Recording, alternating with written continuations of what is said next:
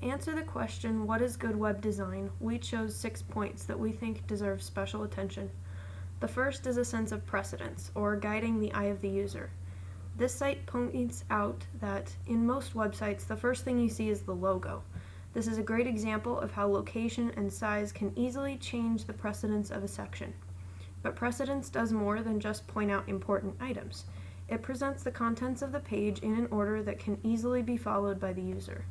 The JCPenney site, right here, is a great example which shows how the eye is guided from the logo to the navigation to promotion and sales that it displays, and on to the rest of the site. Other tools you might use to guide the user through your website are position, color, contrast, size, and embellishments like a giant arrow pointed at some important item. The user should be led around the screen by the designer, and our next point, navigation, goes hand in hand with the practice of precedence. Navigation is very important. There's nothing more frustrating than when you go to a website and it's kind of a scavenger hunt, so to speak, to try to find everything that you need. Users want to be able to point to the web, users want to be able to get on the web, and they want to be able to find their information in a quick, easy manner, that way that they can get in and they can get out. And there's some different ways that you can go about doing this. Obviously the navigation buttons need to be easily displayed and visible.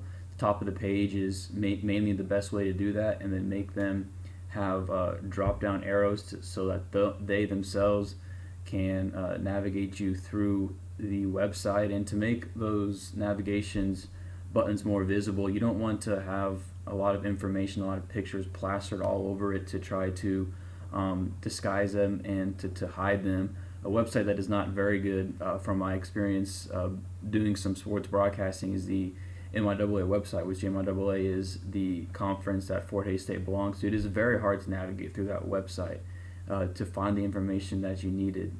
The drop-down arrows hides some of the sports to where you cannot click on them, and it's hard to find records, and so it's just very hard to navigate, and that's something that is very frustrating when you get onto a website, is whether or not it is easy to navigate through and find your information to get in and get out and get on with your assignment. Navigation kind of goes with usability, which is another point that we thought was very important. How usable is your website? And when you look at it, you need to look at what will your user use the website for.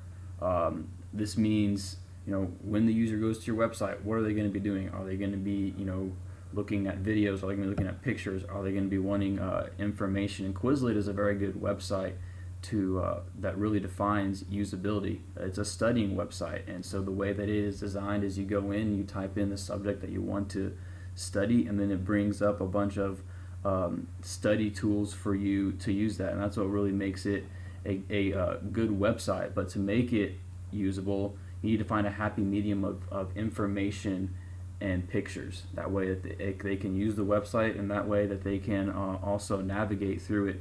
And you also need to be simple and clear. You need to use the right protocols for websites, such as if information is underlined, users are going to be going to that and they're going to click on it, and they're going to be expecting to go on to a different website. And if you click on it, it doesn't go to another website, they're going to think it's either broken or, you confuse them. So just the biggest thing is, for usability, it needs to be standardized to what the user is going to be using it for. The next point we want to focus on is spacing and balance. Spacing makes things clearer and allows the user to focus on various elements of the site more easily instead of becoming overwhelmed with too much to process. 2 elements of spacing we found especially important are padding and white space. When it comes to padding, most often it's best practice to put space between elements like text and pictures. Too close together and the page looks cluttered. Using padding makes it more legible and appealing. White space is simply the empty space on the page, and it's used to balance the page and provide contrast. An example of this is using a lot of white space to make items seem more elegant and expensive. This site has many items displayed with a lot of white space, which puts that practice into a perspective. And it's the same idea that's used for many big brands of watches and cars. And that's how this idea is used in design. It's also necessary to establish a balance between things to look at and things to read. To the user, a whole page of pictures or an entire page covered in text is too overwhelming. The goal is to use a good variety of content that isn't dominated by words or pictures. Not only is spacing important, but typography is also important. A website's choice of font can have a big impact on the user's experience. For example, some fonts are designed to look modern, others are designed to look old-fashioned. It is important to choose a font that corresponds to your website's purpose and style. Equally important is font size. As you can see here, the text on this website is rather small, which can make it difficult for some users to read.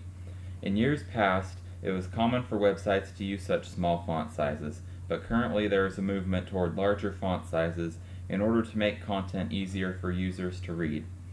You should also consider font color when creating a website. Your font should be easy for users to read, so stay away from colors that make the font blend into the background. Another important aspect of web design is consistency. This means that everything on your website should match. The website should be coherent between pages and also within a single page. The layout of the website, including heading sizes, navigation, font sizes, coloring, button styles, spacing, and design elements, should be the same on every page of your website. The content will change from page to page, but your content should be presented consistently throughout the website. Another aspect of consistency is being professional. If your website is not consistent, users will view it as sloppy and poorly designed and likely won't stay on your website very long. Even if your content is in fact excellent, it won't matter if it is presented inconsistently.